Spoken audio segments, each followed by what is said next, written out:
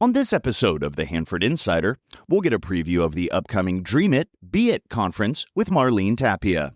Then you'll get an update of Hanford news along with a look at the community calendar. And I'll be back later with your sports report. This is the Hanford Insider for Monday, February 3rd.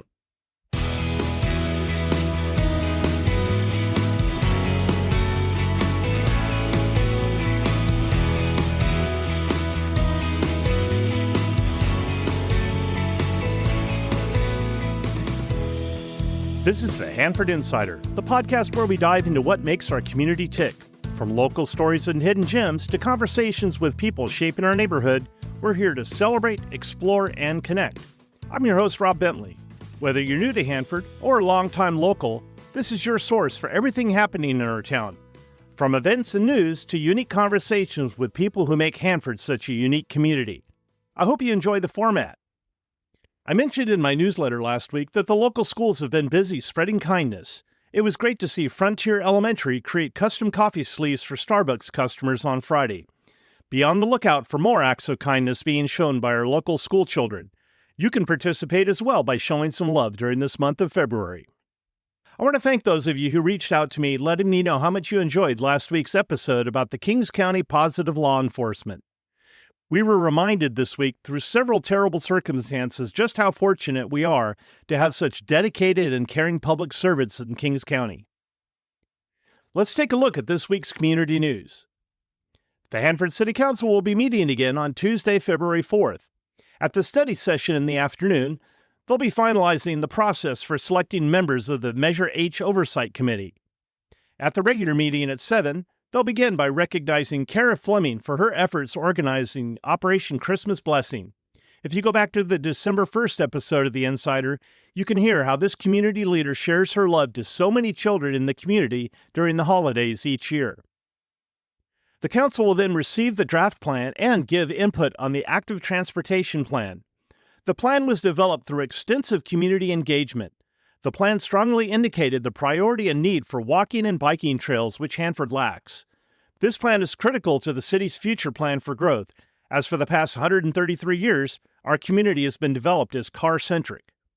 The Plan Update 2024 establishes a vision for the future of active transportation in Hanford that ties into the city's general plan and Parks and Recreation plan. As recommendations are implemented, the city will improve health and safety, encourage mode shift, and enhance the quality of life of residents and visitors of Hanford. The full report is very interesting, and I encourage you to look it up on the city website. I'll have a recap of highlights of the City Council meeting on next week's Insider. At the Planning Commission meeting last week, they were presented with a proposal to build a 3-story, 105-room hotel on Lacey Boulevard behind Foods Co. and across from Planet Fitness. They also received a conditional permit application for a new taproom that is being planned in the old Artworks building on 6th Street between Dowdy and Irwin Street. Here are some things coming up on our community calendar. Hanford West High School Musical Theater will be presenting The Little Shop of Horrors on February 5th, 6th, 7th, and 8th at the Hanford Presentation Center. Performances are at 7 p.m. each evening, with a matinee performance on Saturday at 2 p.m. General admission tickets are $15. The first 8th Street Vendor Fair of 2025 will be held this Saturday, February 8th, in the parking lot next to the Carnegie Museum from 10 a.m. to 4 p.m. The Children's Storybook Garden and Museum will be hosting a Mad Hatter Tea Party on Saturday, February 8th at 10 a.m. When Harry Met Sally will be showing at the Hanford Fox Theater Saturday evening, February 8th at 7 p.m. Tickets are available at the door. The Mighty Oaks Chorus will be performing Singing Telegrams on Valentine's Day from 2 p.m. to 6 p.m. If you're interested in this, send me an email at hanfordinsider@gmail.com and I'll send you a copy of their flyer. Looking way ahead to June 7th, those of you who are classic car enthusiasts might be interested to hear that the Carnegie Museum of Kings County Car Show has opened up registration for this huge event in downtown Hanford. You can find out more at carnegiecarshow.com. If you have an event coming up and you'd like some help getting the word out, let's work together. Send your information to hanfordinsider@gmail.com. Be sure to subscribe to my weekly newsletter to get a complete calendar of events.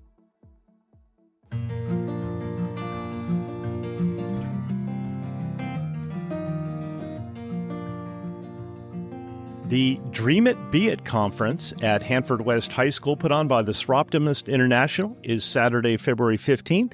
And we're pleased to have on the show Marlene Tapia. How are you doing, Marlene? Hi. Marlene, before we get to the conference, tell us a little bit about yourself and how you got involved in the conference. Yes, of course. My name is Marlene Tapia. I'm the chairperson for the Dream It, Be It, but I'm also the ECE administrator. I work for Kings County Office of Education. And I got involved in this club when one day my daughter came with the Dream It, Be It conference flyer. I looked at it and I found it interesting of all the things that they were doing. So I signed up my daughter. But way in the bottom, it said that this conference was by the Soroptimist Club. So I didn't know who these ladies were. So I Googled them. And when I went to the website, I just saw all like their mission and what they do for the community. And I was amazed and I decided to be part of that amazing work that they do. Well, they certainly do a lot of work. How long have you been involved in the Soroptimist Club? This is my Your second year. And what other types of activities does Soroptimist Club put on? They also have Live Your Dream. They have the Child Free and the Festival of Trees. That's outstanding. So this conference for young girls, we've been hearing about it for several years. We've seen the banner downtown and we've seen flyers floating around on social media. What is this event and what's the reason that you put it on? Okay, so first I would like to start a little bit with history about what the Dream It, Be It is. So the Dream It, Be It is a Soroptimist international program that was launched in 2015. So it doesn't have long, probably like 9 years, actually 10. So to help girls age 14 to 18 years overcome barriers and achieve their career goals through mentorship and workshops. And what I really like about this program is that it was developed to address the challenges young girls face, such as limited career guidance and confidence, and to help them in the future to have a successful life. So this conference is going to be exciting. What's planned for the young women? Okay, so this conference is for girls to overcome barriers and achieve their career goals through mentorship and workshops. And what I like about this program is that it was developed to address the challenges that young girls face, such as limited career guidance and confidence, and also to equip them with tools that will help them for later in life. So you've got a full day on the 15th. What's on the agenda? Yeah, so at 9 a.m., we will start our conference. But first, we're going to start with registration, that it will be at 8:30 to 9. Then we will have the welcome, and it will be led by me. Then we will have daily rules. We will have an icebreaker. It's really fun to have the icebreaker because it gets the girls comfortable, and they open up. Last year, when we did the icebreaker, they were talking to each other, and they get very comfortable because before that, they look shy. They don't want to speak with no one. But after the icebreaker, everything's so good. So then what to expect, we're going to have a former participant from last year. She's now at Fresno State. She's going to be talking a little bit of what to expect. After that, we're going to have Amy Gomez. She is a owner of the Nefer Aesthetic here in Hanford, and she will be talking about rising above obstacles and about body positivity. Then we're going to have a break after that. Then we will have an activity. It will be a fun activity. Girls will be planting and we will connect it to their dreams. And then we're going to have Mary Ann Ford Sherman. She is a club member and she will be talking about discovering your dreams. From that, we will have lunch. The girls love that. And then we're going to have an instructor that will be teaching us yoga chair. Because, sometimes we feel a little bit stressed and just to self-regulate ourselves when we feel a certain way. So we want to teach the girls techniques on how to deal with stress. We will also have an instructor from COS. Her name is Catherine Medrano, and she will be talking about positive relationships and the closing remarks. But you know what's the best part about this conference? The prizes. We have amazing prizes. this year we are going to raffle a 50-inch television. We're going to have Beats. We're going to raffle Stanleys. Those are so famous, so popular, and many prizes. So we do raffle $1,000 in prizes. A lot of gift cards, Sephora, Ulta. So this is the best part for the girls. And it's also an incentive. And while they go for the incentive, they hear all this amazing information and they can take some tools. So I imagine getting the word out through social media has been pretty popular, but what are some other ways that you've been able to reach these young girls? So yeah, have you mentioned before, we have our banner hanging downtown, social media as well, and the flyers. We do send flyers to the school. So we have outreach lead. Her name is Deborah, and she has been doing an amazing job. She goes and talks to the students, and she present of what we are going to have during the conference and the prizes as well. And during that time, she guides the girls on how to register for the training. Yeah, that's great to be able to reach so many people.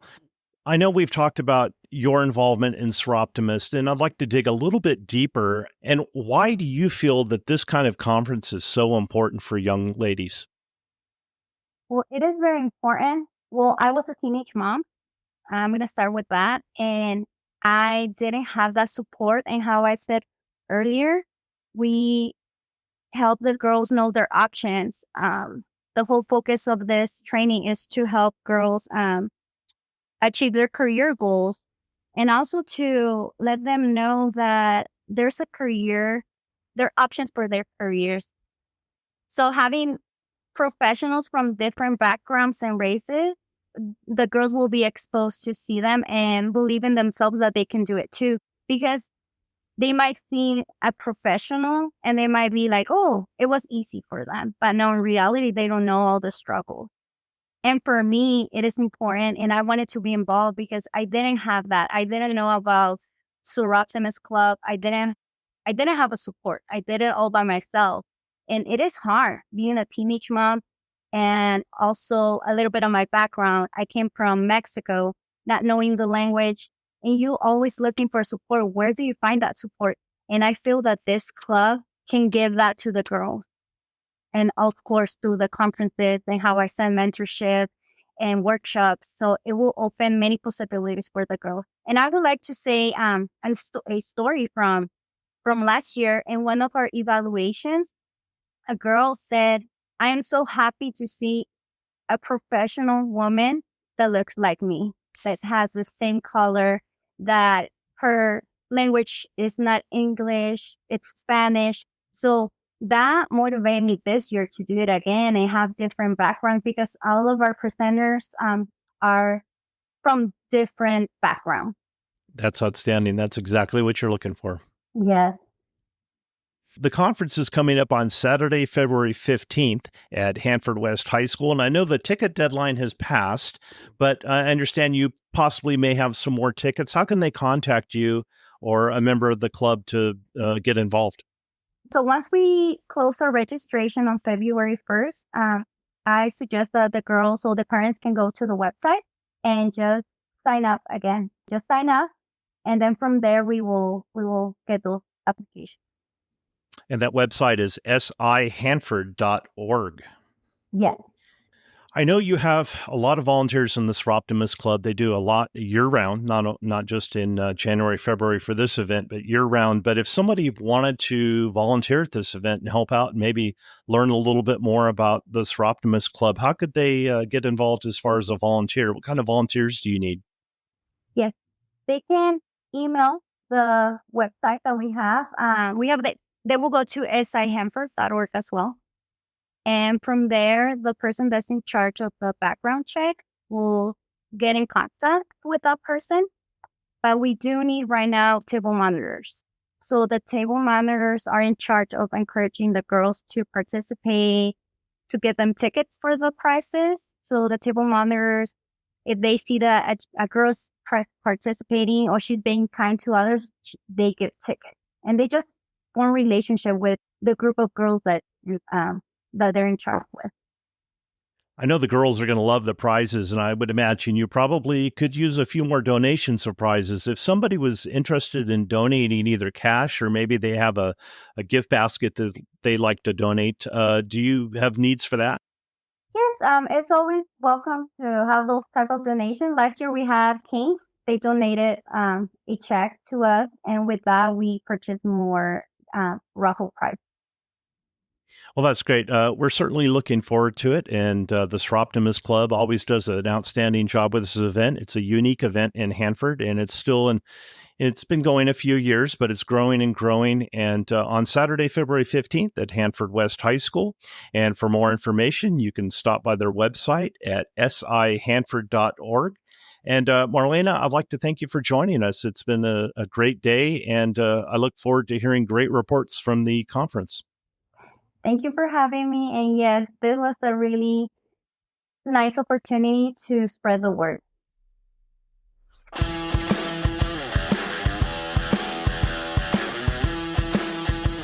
And now it's time for Hanford Insider Sports with Eric Bentley.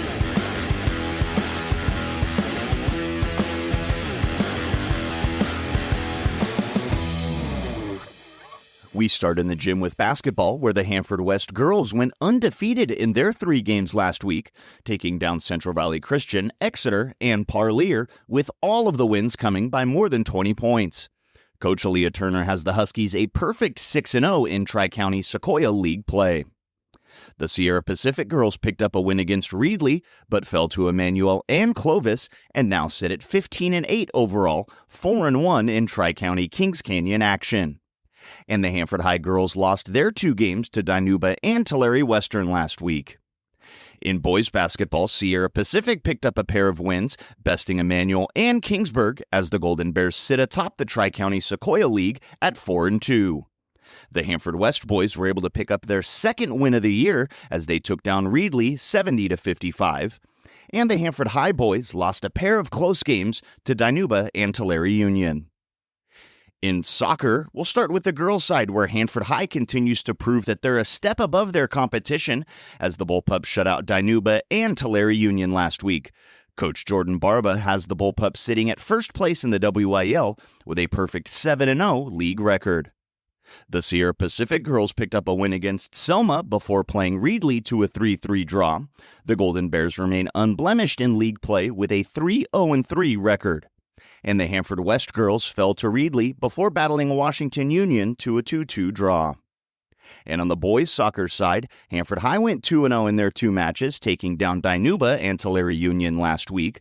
The Sierra Pacific boys picked up a 2-1 win versus CVC before playing Emmanuel to a 0-0 draw.